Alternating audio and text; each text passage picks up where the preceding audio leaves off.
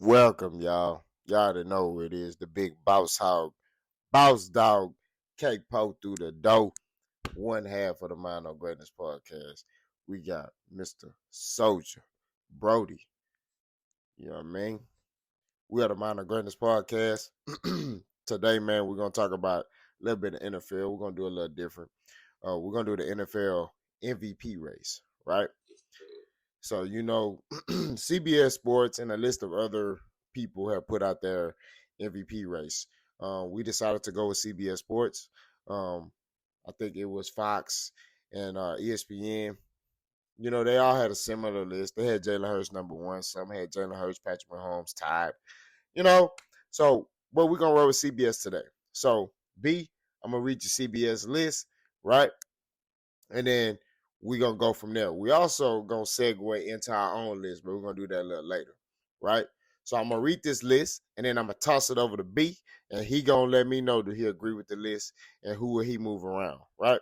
So number one, we got Jalen Hurts, Patrick Mahomes, Lamar Jackson, Tua Tagovailoa, Brock Purdy, Dak Prescott, which I don't know how he on there, C.J. Stroud, Christian McCaffrey, Tyreek Hill, Josh Allen.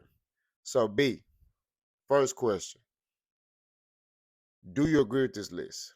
Second question, who would you move off the list and put on there, or who would you move around on that list? Let me know something.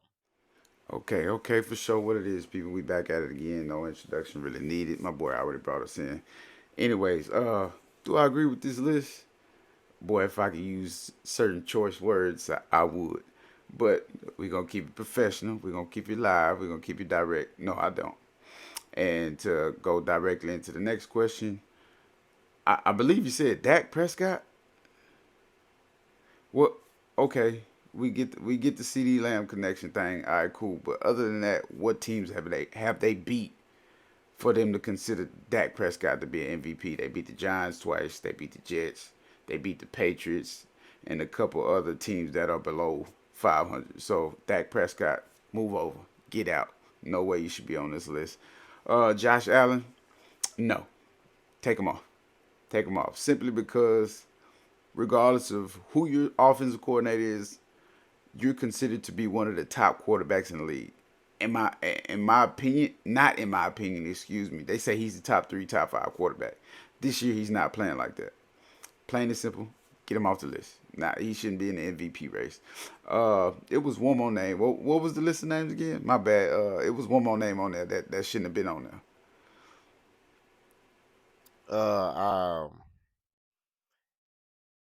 Tua Tagovailoa. Uh, that's on the other name. Dak Prescott, Josh Allen, and Tua. But Tua do have 2,900 yards passing, 21 touchdowns, right? So I mean, he got more touchdowns than everybody on all the quarterbacks on this list. So that could be why they throwing him in there. Uh, I would.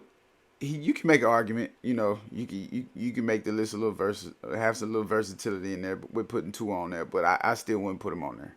I wouldn't put him on there yet because I feel like he hasn't beat. They're another one of those teams who hasn't beat a team above 500 yet.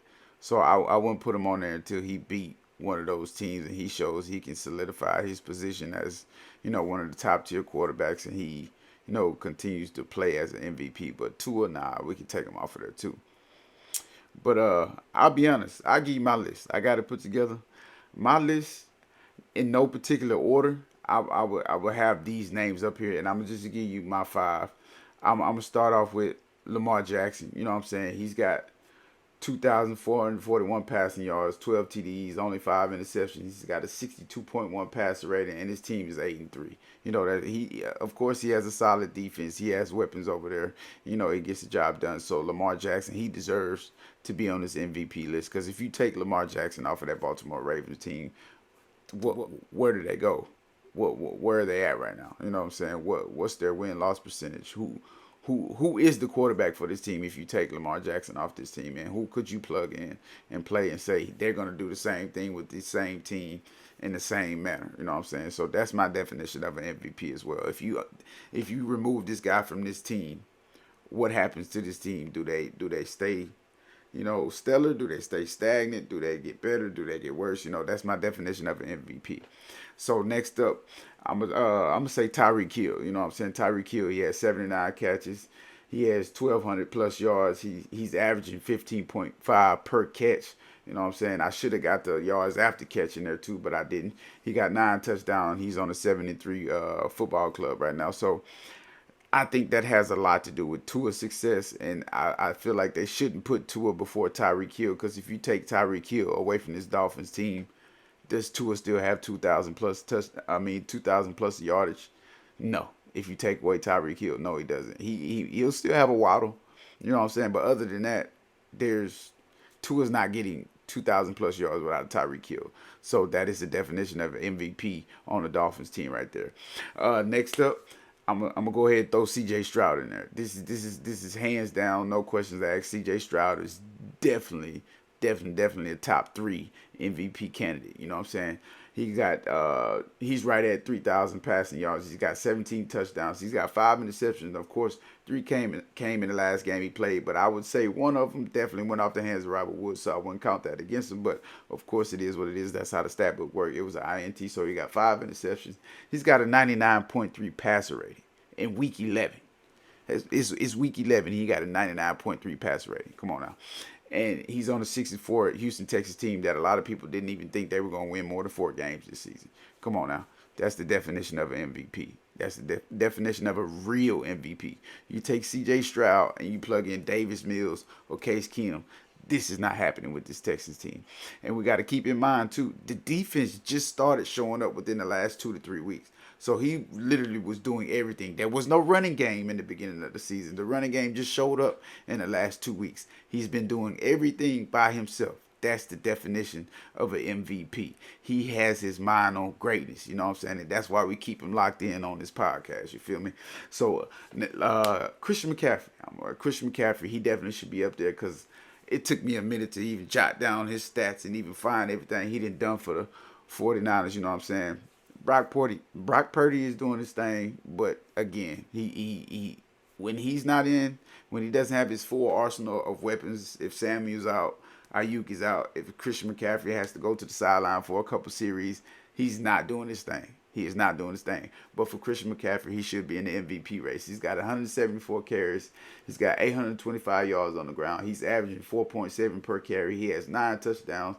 And we ain't even talked about the passing game yet. He has 43 catches, 364 yards, 8.5 per catch, and 5 touchdowns through the air. So he is definitely what we talking about when it comes to an MVP. You know what I'm saying? You take away his stats, you minus that from Brock Purdy, and what are we looking at? What stats does Brock Purdy have? You know what I'm saying? Because they literally still lean on Christian McCaffrey to get stuff done.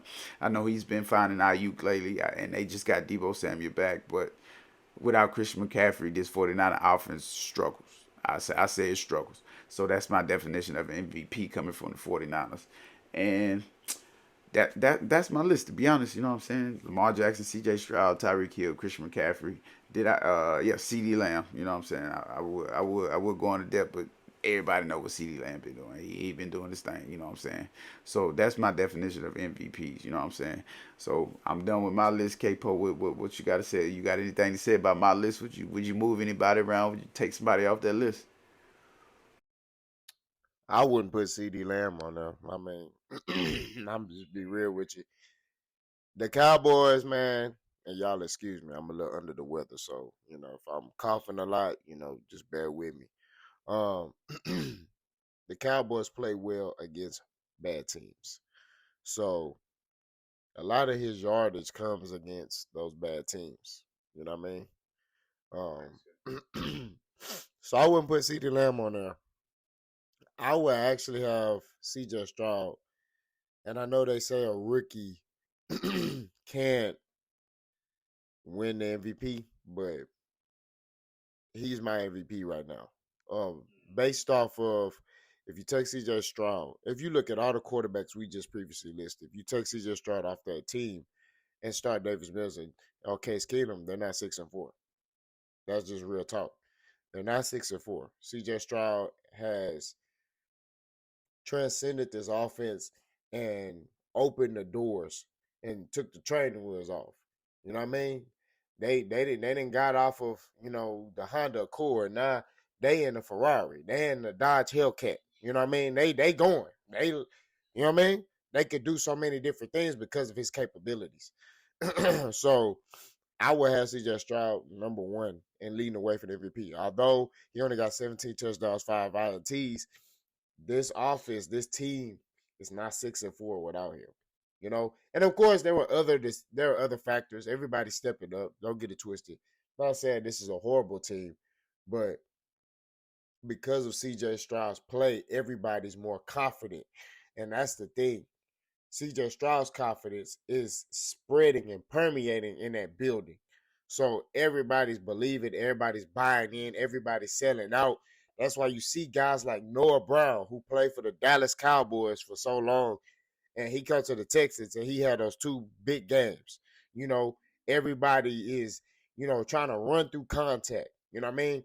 On the defensive side, everybody diving for fumbles and selling out. Like we ain't seen this in a while for the Texans, but it's because of the confidence of number 7. So I would have him as my leading guy right now. In second place, I would have Lamar Jackson. And you can make the argument if CJ Stroud don't with it, it should be Lamar Jackson. I feel like, what he's doing with that team, with the weapons that he got, and they beating a lot of good teams. You know what I mean? Yeah, they fell short against the Browns, but they were on a little run and they was beating a lot of good teams and punishing them and stuff like that. They beat that Detroit Lions team in the submission to where they kind of exposed them a little bit. Now a lot of teams see how to play the Lions because at first the Lions was punishing everybody. They were running the football and they were running into it, playing old school football. Well, the Ravens said we could do that too, but we could do it better. And they kind of exposed them a little bit. You know what I mean? So now you see teams, they following that blueprint, and the Lions are having a lot of trouble. You know what I mean? That's just the truth. So, well, Lamar Jackson number 2. Number 3, I would go with Pat. Although Pat don't have the weapons, it ain't flashy. Their offense ain't putting up the points. He's Travis Kelce. In my opinion, he looked like he thinking about retirement already. I actually saw an article where he said he think about retirement every day. So I don't think Travis Kelce is 100% bought in. But they still in playoff contention. They still leading their division because of Patrick Mahomes. He only could do so much. Look at that Eagles game. His receivers dropping passes. He had Valdez Scantling wide open. He dropped the ball. So it's only so much he could do. He could just put the ball where it needs to be and hope these guys make the plays. And he's thrown more interceptions than he normally does because he has to take more risk. You know what I mean? So that's why I have Pat at number 3. Christian McCaffrey will be number 4 because he's like an army Swiss knife. You can when you got a guy like that, you can never take him off the field because he could do so many things. You mentioned he had 300 some yards receiving and 5 touchdowns. He can run routes too. His dad, Ed McCaffrey, trust me, I know my football. Don't get it twisted.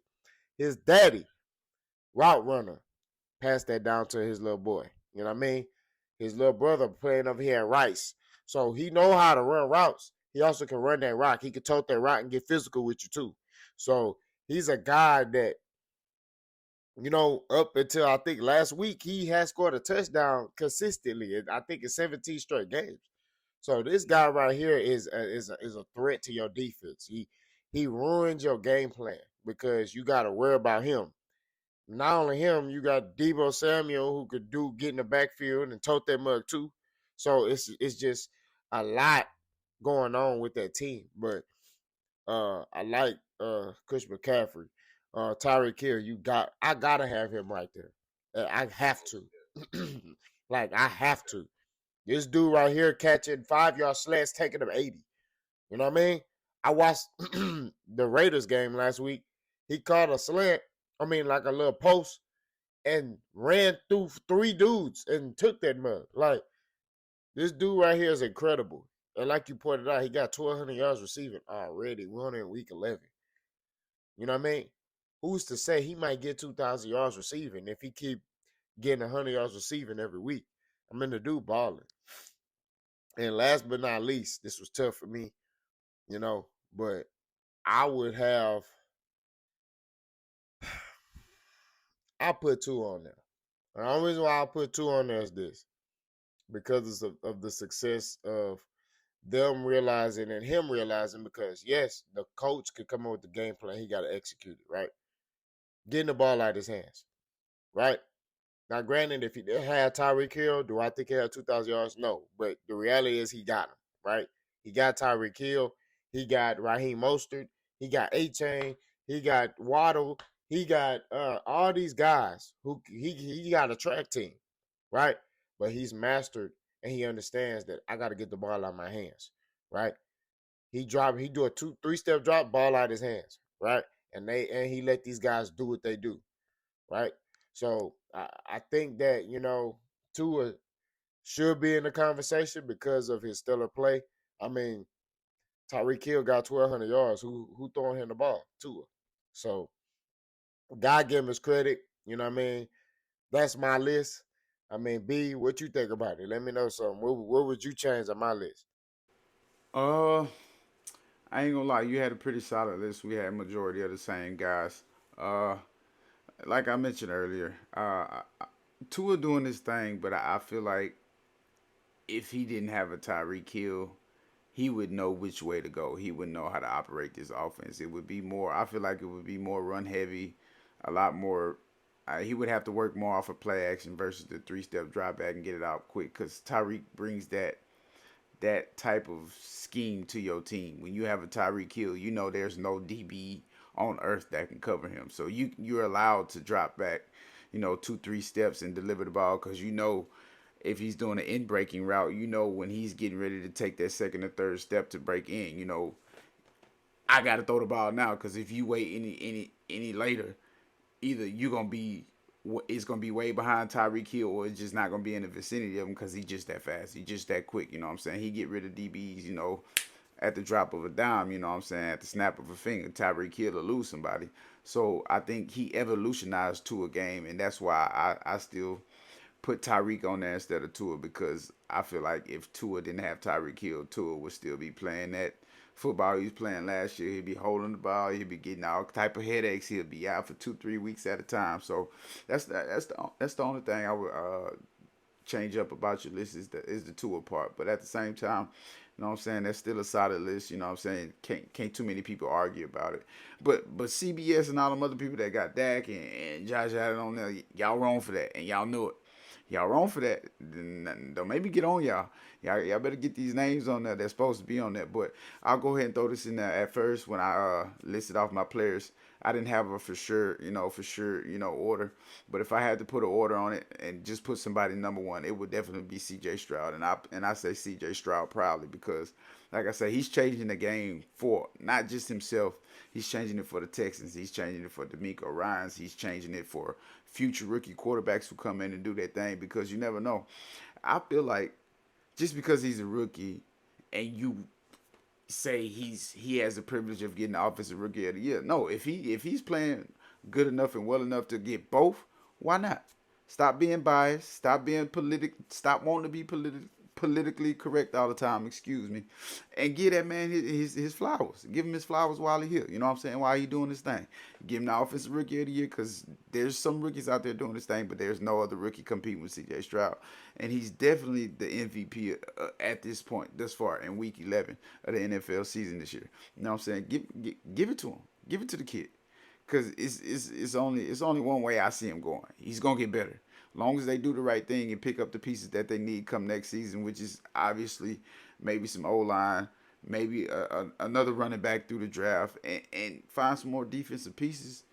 This dude, we're gonna be looking at C.J. Stroud consistently in the playoffs, going deep in the playoffs, and then 2-3 years down the road, if they can keep these guys they got together now with C.J. Stroud, who's to say we might be looking at the Houston Texans in the Super Bowl? You feel me? So, but C.J. Stroud is definitely my number one guy for the MVP candidate race right now, and I wouldn't deviate from it. If he wasn't up there, it would be Lamar Jackson number two, hands down, no questions needed, no, not hesitating. So I got C.J. Stroud and or Lamar Jackson at number one. I wouldn't differentiate from. Excuse me. All right. Curveball. Who your coach of the year? You got D'Amico, right? You also got Mike McDaniels. The reason why I say Mike McDaniels, look what he working with. Tua's been injured every year. Knock on wood, Tua has not been injured so far this year. He's transformed Tua's game, figured out a way for Tua to orchestrate and run his type of offense. You also got the Browns coach. No Deshaun Watson. They still finding ways to win. You got the Vikings coach. No Kirk Cousins. They still finding ways to win. You know, I ain't throwing the Dallas Cowboys coach in there. He No, ain't getting in there. please don't. So we just gonna keep it stacked. So right now, who would you look at and say, you know what? That's my coach of the year. uh, people might take my answer and say I'm reaching, but correct me if I'm wrong. Stefanski, coach, the head coach for the Philadelphia Eagles, right? I'm a no, not Stefanski. What's what's his name? What's his name over there? Sirianni. There we go. I get the S's mixed up. I apologize. I apologize for that. Nick Sirianni. There we go. Head coach. Is it Nick? I got to get that man name right. Whatever his name is, the head coach of the Philadelphia Eagles. We ain't gonna be 100% right on here all the time, but y'all know who I'm talking about when I'm talking about the Philadelphia Eagles. I'm gonna say him. I'm gonna give him the coach of the year because it's not easy to go back to back seasons and still have a consistent record. He's made it through 2 seasons straight. Last season he went all the way up until week 11 with no losses. He this season he all the way up until week 11 with only one loss. So it's hard to do that. So especially with the same guys, he didn't bring in too many more pieces. He fixed what he needed to fix. He actually got rid of people. You know what I'm saying? He got rid of people, and he only brought in a few other players to replace them. So it's tough to do that. So right now, I would give it to the head coach of the Philadelphia Eagles because at the same time, like I said, it's tough to do that in the NFL. Period. Then not only that, it's hard to get back to the Super Bowl. And right now, he got his team looking like there's nobody that's gonna stop them from doing that. Period. He's on the roll. He got Jalen Hurts doing what he needs to do. He went and got a throwaway from a throwaway DeAndre Swift from the Detroit Lions. You know what I'm saying? They was considering him trash. He didn't pick him up and elevated his game. He's playing his best football he didn't play in his whole career, in my opinion. You know what I'm saying? AJ Brown still doing his thing. Jalen Hurts, like I mentioned, he's not playing at the level he played last year, but he's doing what he's supposed to do to keep this team winning. Not to mention, he got the old guys over there. Fletcher Cox, he's still balling, and Brandon Graham, he's still balling. You know what I'm saying? It's hard to keep older guys focused and continue to play at the level that they playing at, and understand the mindset and the goal that they're trying to obtain at the end of the season. So right now, I would give it to him right now. And if I had to do a runner up, it may sound biased, but I'm gonna give it to D'Amico Ryan's. Like, come on, man. Like he came into an organization that has literally not been relevant since almost the beginning of time. You know what I'm saying? We've had Arian Foster, we've had Andre Johnson, we've had numerous names come through. You know the Texans organization, and they just play their hearts out, play their life out, and have nothing to show for it at the end of their career. And now you got a guy who comes in over from being the defensive coordinator for the 49ers. He takes over as head coach, and he literally his first opportunity to make change with this team was through the draft of this year, and he did it immediately. The Texans, if they had some of these old head coaches, they would never move up twice. You know what I'm saying? Make trades to move up back into the first round to get the number one quarterback, and then possibly take one of the top five defensive players in the draft. The Texans will never do that. They'll sit back, they'll take an O lineman, or they'll take some DN that's just physically gifted and not live up to the hype. You know what I'm saying? So D'Amico Rounds will be my runner up. You know what I'm saying? So I'm gonna throw the same question back at you. Who you got as coach of the year and your runner up? Um, that's tough. Truthfully, I'll just give it to D'Amico. The reason why, I mean, I'm just, I mean, like I said, this Texas team was slated to only win probably like 4 games. This was something that a lot of analysts and everybody thought was going to take a little time to turn around. And they still not where they need to be. They still got a lot of holes they got to fill. But he got this team playing. You know, he got this team believing, and he's challenging them every week. Every week is a new week, and he got them focused on one thing at a time. They're not looking ahead. They even asked D'Amico, like, "Hey man, you're the favorite to win Coach of the Year." He said, "I don't care about that." You know, he said, "CJ don't care about being MVP or offensive rookie. We trying to win around here. That's our mindset is to win." So I like that energy. Um, that's a championship mindset, and I believe that he is imputing that and is permeating it all around that building. Everybody is believing. Like it starts from D'Amico to CJ. You know, all the head guys. Will Anderson. These guys are oozing confidence. You know what I mean? So I do like what they did. Even if I mean the Texans don't make the playoffs this year, they won more games than they were expected to win. They beat a lot of good teams. Now, granted, last year, a lot of games, a lot of these good teams, they had to go to the wire with the Texans. They just couldn't. They couldn't get over the hump to get those dubs. It was like 8, 9 games last year. You know, because when they was talking about the Texans as a horrible team, I'm like, bro, a lot of the Chiefs that won the Super Bowl last year had to go to overtime with the Texans last year. You know what I'm saying? To beat them. The Eagles had to do a game winning drive to beat them last year. The Cowboys, same thing. So they weren't a horrible team. They just needed that coach to be able to get them to believe and get that extra step and help them play better situational football. And they're doing that this year. So I will give it to D'Amico. Runner up, I will give it to Stefanski for the Browns. That defense is playing lights out. There's a reason why they're the number one defense, and you know they won a game with a rookie quarterback. Now he didn't have a good game. He didn't throw no touchdowns, but they they do enough to get him to be like, "Hey, go make this play.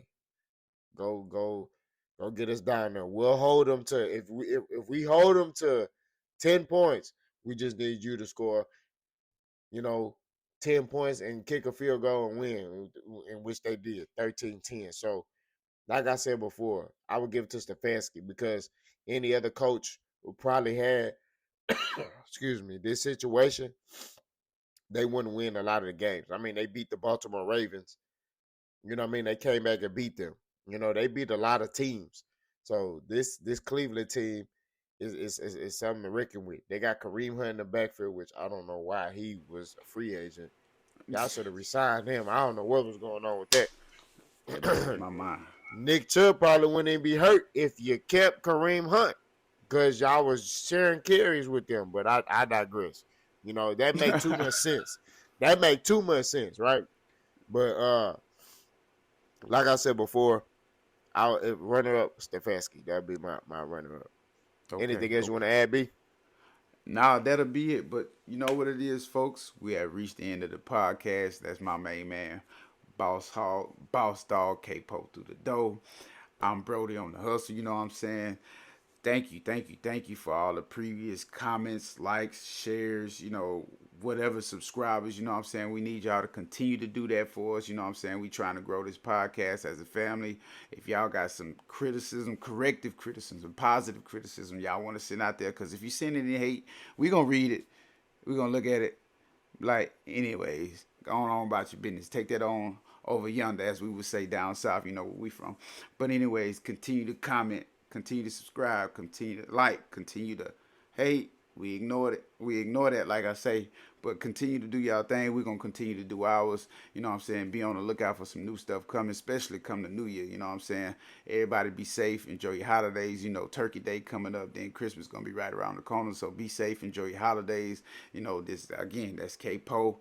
I'm Brody on Hustle. You know what I'm saying? Enjoy. You know what I'm saying? See y'all next time. We out of here.